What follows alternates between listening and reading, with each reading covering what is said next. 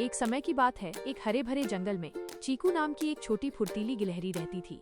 चीकू को नट्स इकट्ठा करना और उन्हें अपनी छोटी सी मान में बचाकर रखना बहुत पसंद था। वो जानती थी कि सर्दी आने पर ये मेवे उसके काम आएंगे। उसके पास एक दोस्त भी था जिसका नाम था टीकू। टीकू बड़ा ही लापरवाह था।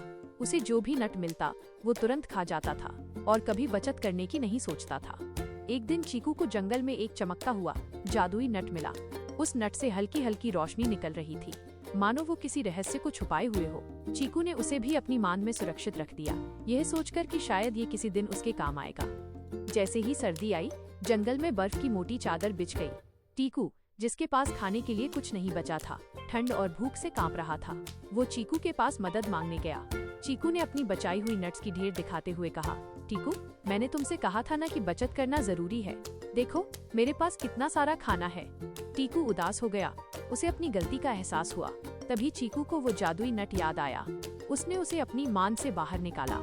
जैसे ही उसने उसे छुआ, नट से एक सुनहरी रोशनी निकली और उसकी मान के अंदर का पूरा नट्स का ढेर अचानक से दोगुना हो गया। चीकू और टीकू दोनों हैरान रह गए। वो जादुई नट केवल एक रहस्य नहीं था, बल्कि बचत का एक इनाम भी था।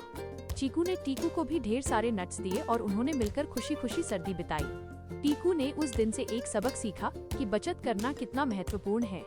नैतिक शिक्षा, बचत करना और भविष्य के लिए तैयार रहना बहुत जरूरी है, क्योंकि आपको नहीं पता कब आपकी बचत किसी जादुई चीज में बदल जाए।